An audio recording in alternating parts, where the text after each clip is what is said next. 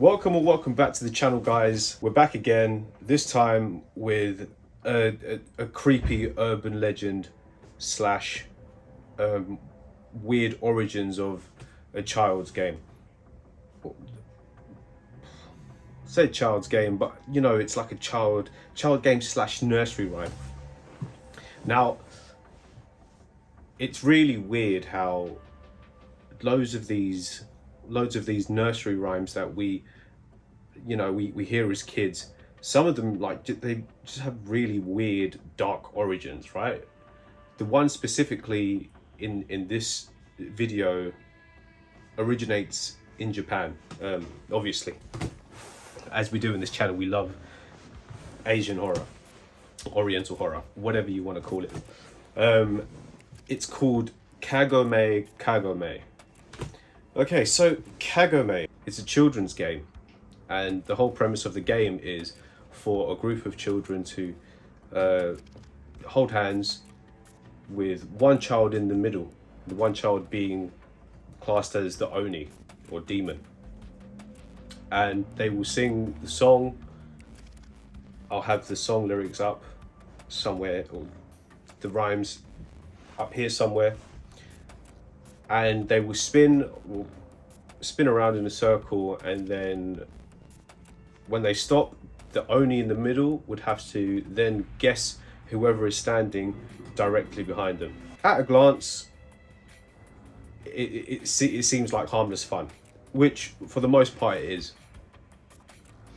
But then you start to dig in a little further, and you start to find stories of how this little game has been bastardized, or has been used for nefarious means. This game is associated with dark and mysterious folklore, and one of the stories I've heard is that if the game originated during the Edo period, I believe, and one of the stories I heard was during those times, larger families, it's very difficult to accommodate for large families, and it wasn't uncommon to have parents actually sell their children to sort of feed themselves and to feed the other children, right?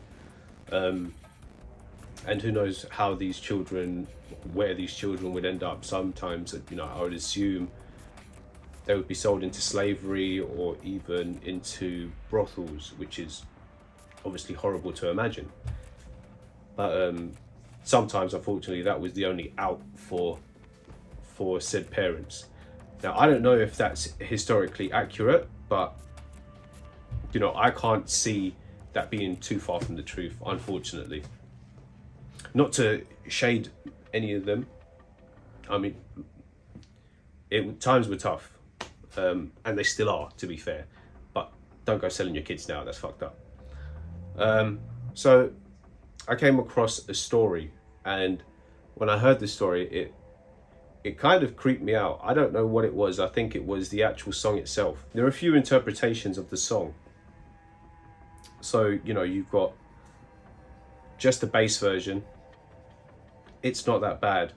But then when you interpret the words, people would say, well, the people that have delved into the actual meanings of the word have said that, it's the song, the rhymes are based on prostitution, where the prostitute can't remember who she has slept with prior, because there had been so many prior engagements, which is fucked up. Like, times were tough. I don't think you should be shamed, or anybody should be shamed for trying to survive.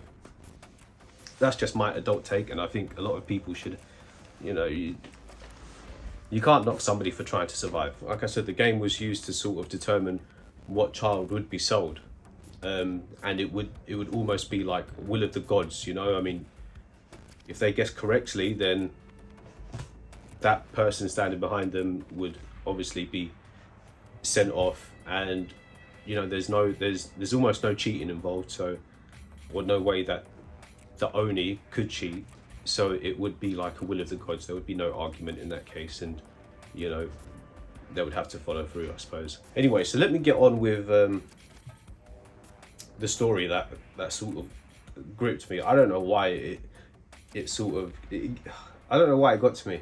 It gave me chills. I'm not gonna lie to you, but I'm gonna share it with you. So this story, it's given in the perspective of somebody else's friend, right? So it starts off with the person that has taken the story explaining that this incident is apparently a true incident that happened to one of their friends, and it caused 2 deaths and obviously a major police investigation because of the 2 deaths, right? And the story is then told through the perspective of their friend. Whether it's true or not, I don't know. Okay, so the story begins with this person's friend and his 6 co-workers going for a drive to visit a suspension bridge in the Chogoku region of Japan. Now, the 6 split into 2 cars, and there is a manager, or their manager, and the first 2 colleagues with the manager, and they're a couple, and this person's friend and 2 other colleagues with them in the second car. So they set off in the morning, and you know, when you're driving a long distance in Japan, there are still convenience stores dotted around, and you know, it's a sight to behold.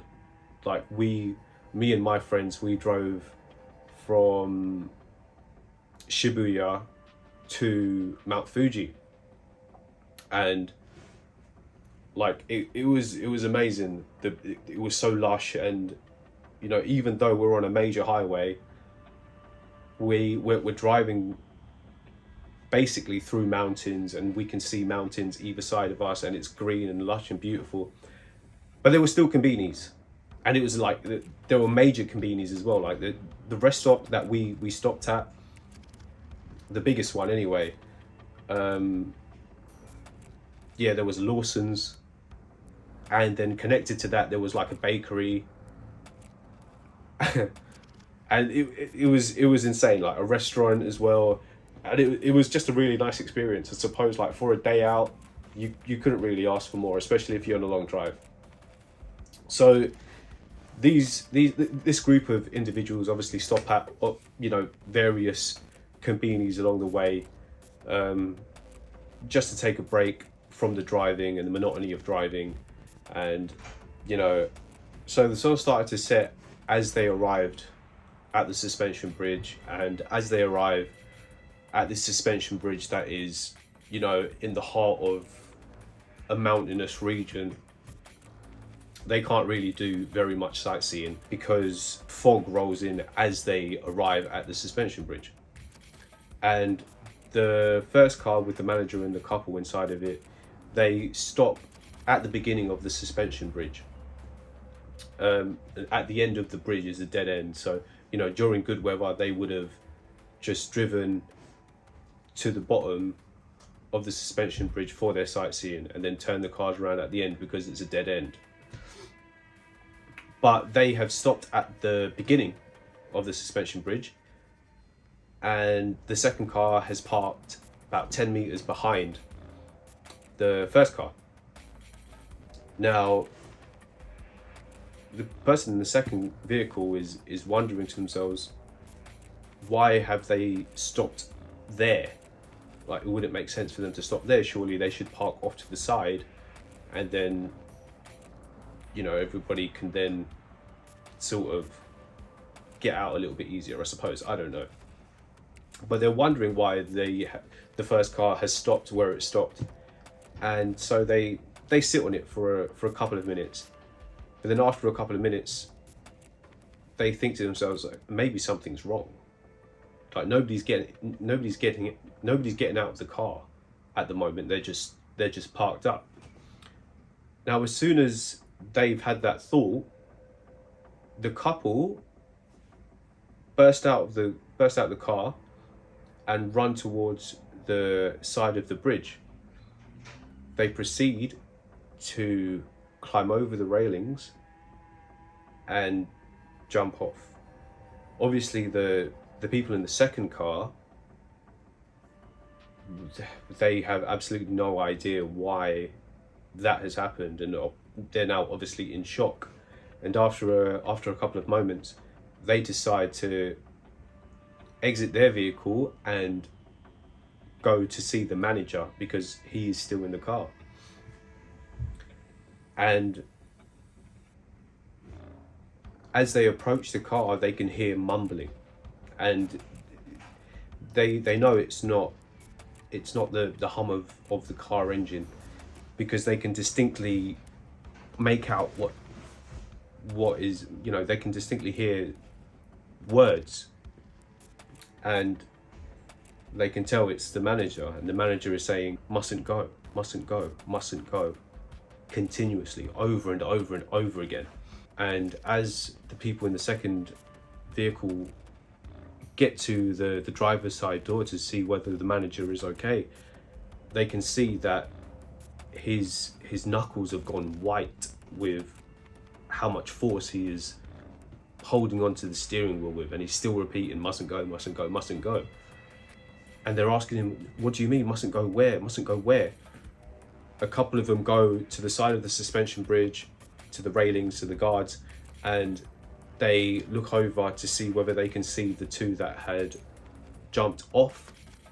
Obviously, because of the fog, they're not going to make anything out. So they decide to call the police. Or obviously, they call the police, and the police come. They get to the bottom of the bridge, and they obviously find they obviously find the couple deceased, and they admit the manager to a hospital. So the driver of the second car, they obviously, after they've been questioned by the police, they go to visit the manager in the hospital, where he's probably still in terrible shape, like just mentally, psychologically. Obviously, he just witnessed two of his employees jump off the side of a bridge to their deaths, and they asked the manager, well, what happened? Like, they wanted the manager to retell the story from his perspective. So the manager then goes on to explain, when they approached the bridge, they saw a child dressed like somebody from the Meiji period run out onto the bridge in front of their car, their approaching vehicle. And so he had slammed his brakes, obviously, just in case, this was actually a lost child. So the child, he says, somehow smiled at him. And as the child smiled at him, he could then see that his car, or the car that they were traveling in, was now surrounded by other children who had linked their hands together.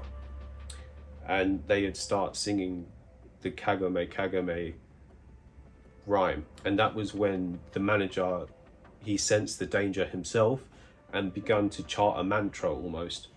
And then, he tried to just through mental fortitude, he was saying to himself, mustn't go, mustn't go, mustn't go. That's why he was saying it, because the children were sort of trying to spirit them away, or,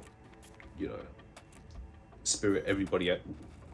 The children were trying to have the people leave with them. So the manager heard the children singing or reciting the Kagome, Kagome rhyme, and then in his head, he could hear the children saying, come with us, come with us.